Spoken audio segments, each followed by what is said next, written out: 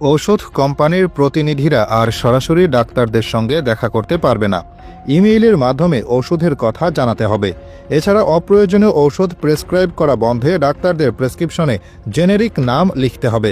এটা বাস্তবায়ন করা গেলে ডাক্তারদের সময় বাঁচবে, ঘুষ উপহার লেনদেন অনেকটাই কমে আসবে এবং কোম্পানিকে খুশি করতে অপ্রয়োজনীয় ঔষধ প্রেসক্রাইব করা বন্ধ হবে। প্রেসক্রিপশনে যদি ওষুধের জেনেরিক নাম লেখাটা বাধ্যতামূলক করা যায়, সেটা হবে একটা বড় সংস্কার। দেশের স্বাস্থ্য ব্যবস্থার সার্বিক উন্নয়নের গুরুত্বপূর্ণ পদক্ষেপ হিসেবে স্বাস্থ্য খাত সংস্কার কমিশন তাদের সুপারিশমালা প্রধান উপদেষ্টার কাছে পেশ করেছে। এই প্রতিবেদনে এমন কিছু প্রস্তাব রাখা হয়েছে যা দেশের চিকিৎসা সেবায় বড় ধরনের পরিবর্তন আনতে পারে।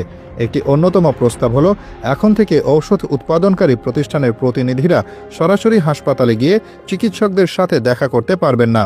তাদের প্রতিষ্ঠানের তৈরি ঔষধ সম্পর্কে তথ্য জানানোর প্রয়োজন হলে চিকিৎসকদের সাথে যোগাযোগের জন্য ইমেল ব্যবহার করতে হবে। কমিশনের সবচেয়ে গুরুত্বপূর্ণ সুপারিশগুলোর মধ্যে রয়েছে সংবিধান সংশোধন করে দেশের প্রতিটি নাগরিকের জন্য প্রাথমিক স্বাস্থ্য সেবাকে একটি মৌলিক অধিকার হিসেবে প্রতিষ্ঠা করা। এই সাংবিধানিক অধিকারকে বাস্তবে রূপ দিতে একটি নতুন প্রাথমিক স্বাস্থ্যসেবা আইন প্রণয়নের কথাও বলা হয়েছে।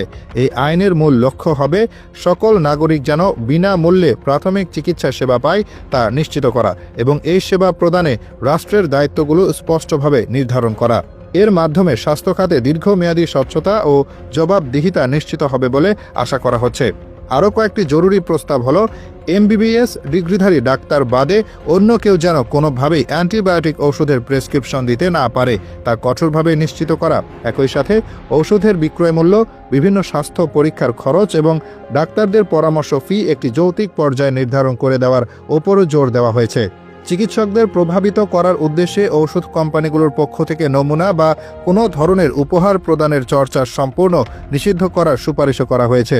কমিশন তাদের প্রতিবেদনে একটি স্বাধীন ও স্থায়ী বাংলাদেশ স্বাস্থ্য কমিশন গঠনের পাশাপাশি স্বাস্থ্য খাত পরিচালনার জন্য আরও 7টি নতুন আইন তৈরির প্রস্তাব করেছে।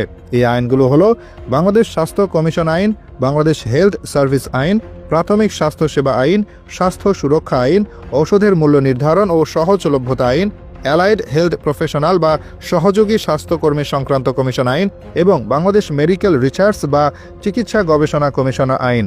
এছাড়া স্বাস্থ্য খাতে নিয়োগ ও পদোন্নতি প্রক্রিয়ায় স্বচ্ছতা ও শৃঙ্খলা আনতে একটি স্বতন্ত্র সরকারি কর্ম কমিশন গঠনের সুপারিশও করা হয়েছে। প্রতিবেদনে জোর দিয়ে বলা হয়েছে যে দেশের সকল মানুষের কাছে প্রাথমিক স্বাস্থ্য সেবা সহজলভ্য করতে সরকারকে এই সেবা সম্পূর্ণ বিনামূল্যে প্রদান করতে হবে, যাতে আর্থিক সংকটের কারণে কেউ চিকিৎসা থেকে বঞ্চিত না হয়। উপজেলা পর্যায়ের হাসপাতালগুলোতে দ্বিতীয় স্তরের স্বাস্থ্যসেবার মান বৃদ্ধি করে জনগণের জন্য উন্নত চিকিৎসা প্রাপ্তি সহজ করতে হবে।